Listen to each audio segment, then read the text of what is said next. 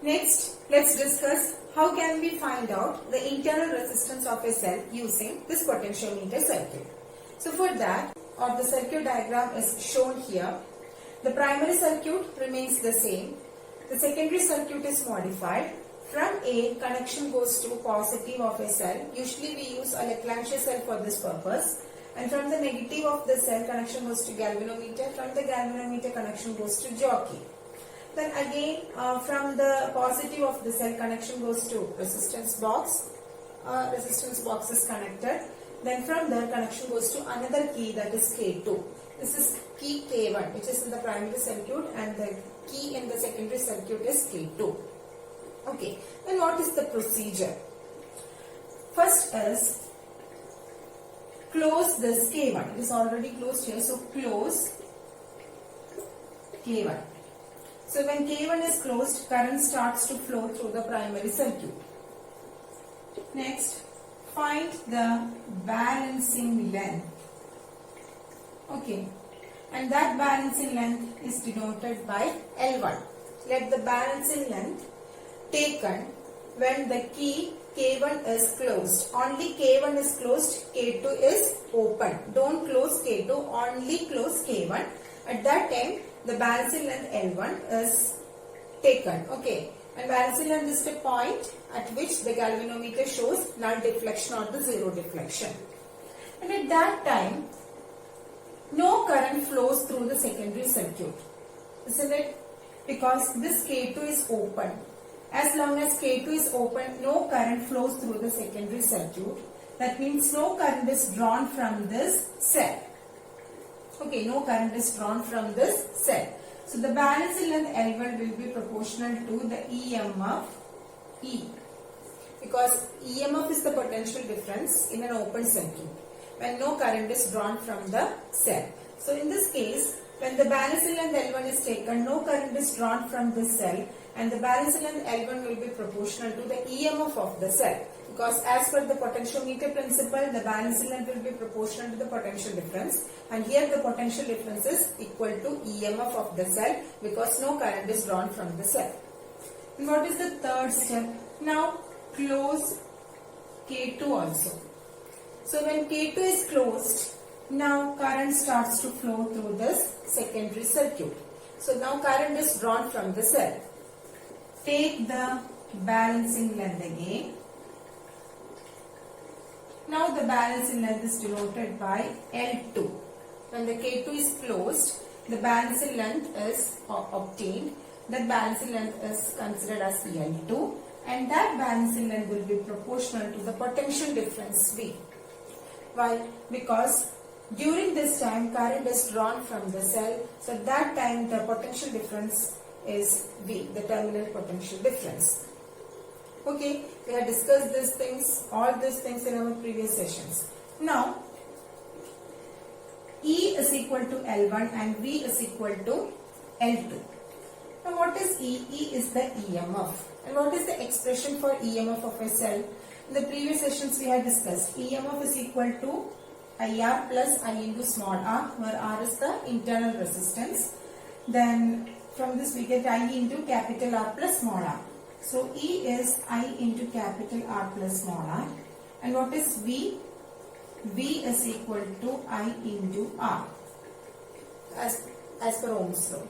Now just take the ratio E by V. What is E by V?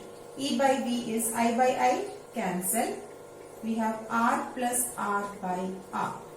Now R by R 1 plus small r by capital R. Okay, so we got E by V is equal to 1 plus small r by capital R.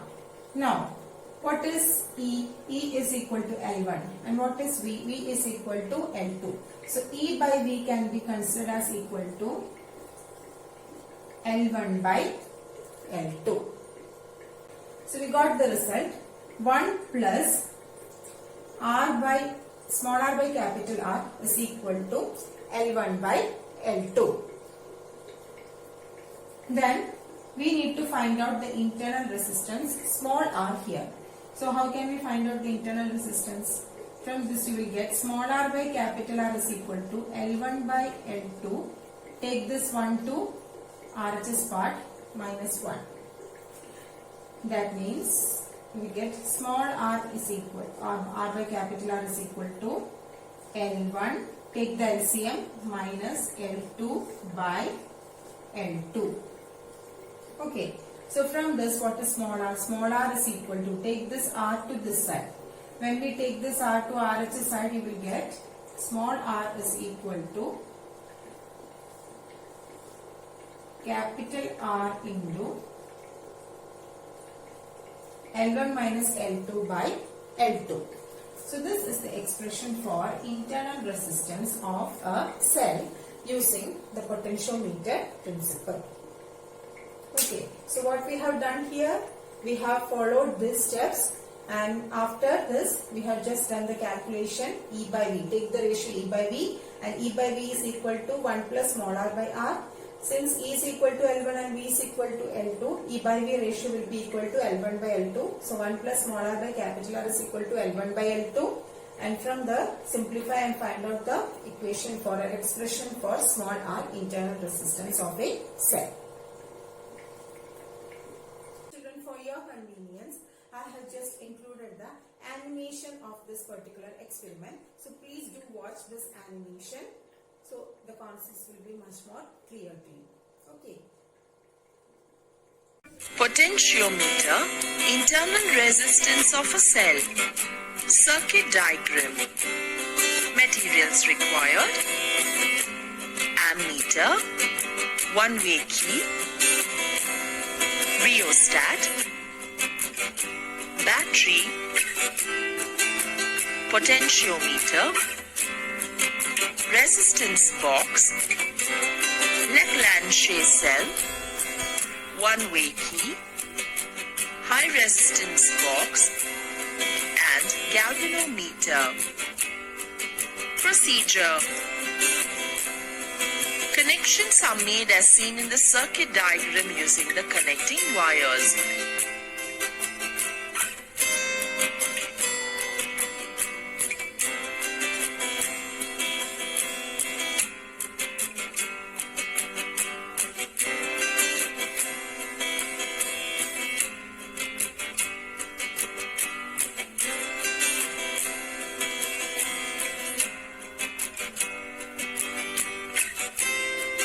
Insert the one-way key K1. Adjust the rheostat and note the ammeter reading. To check whether the connections are correct or not, place the jockey at the two end points of the wire. If the galvanometer shows opposite deflections, the connections are correct. Without inserting the key K2, slide the jockey over the potentiometer wire and stop when the galvanometer shows zero deflection.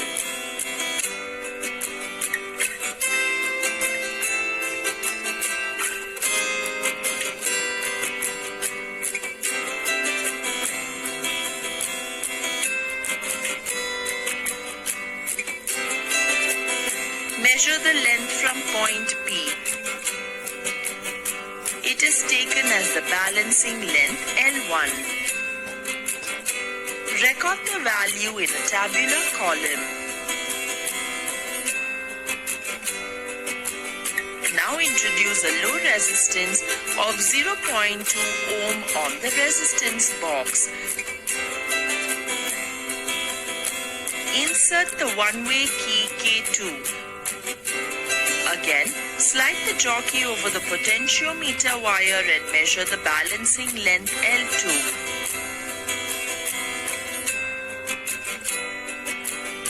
Record the value in a tabular column and calculate the value of internal resistance R. Introduce a low resistance of 0.5 ohm. The key K2 is inserted into the switch. Slide the jockey over the potentiometer wire and measure the balancing length L2.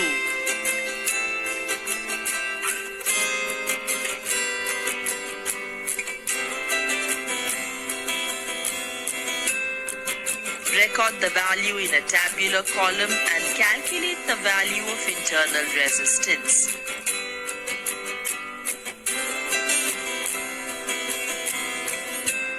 Introduce a low resistance of 1 ohm.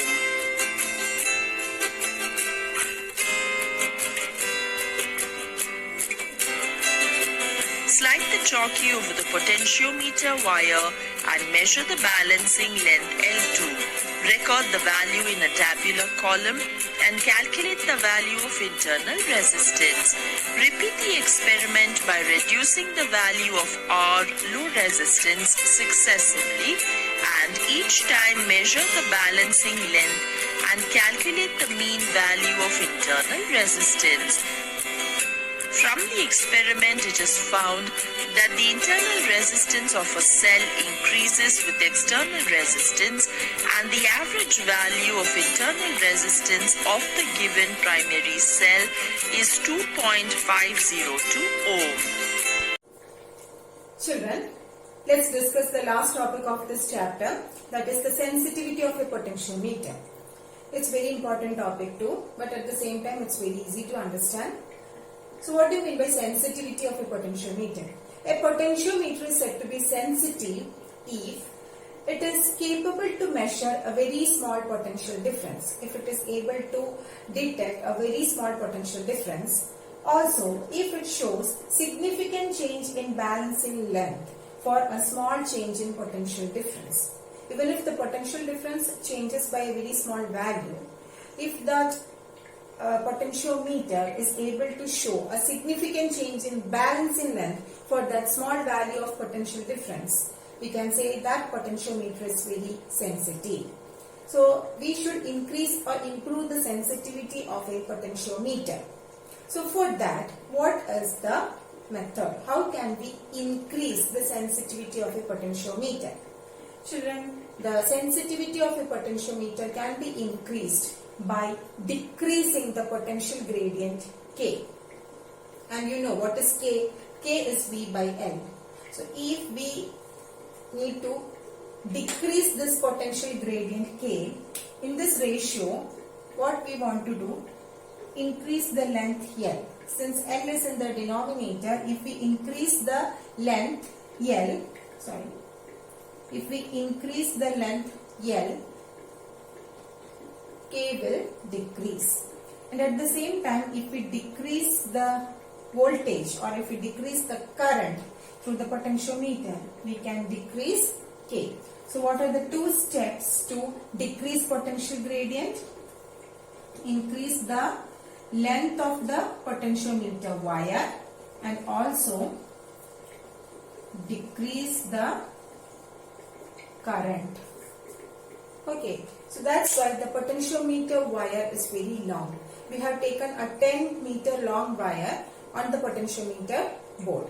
So if we increase the length of the wire, we can decrease the potential gradient of the potentiometer, and at the same time we can improve the sensitivity or increase the sensitivity of the potentiometer, which is very advantageous to us. Okay children, so with this I am concluding this chapter. From next session onwards we will start with a new chapter from the next session onwards.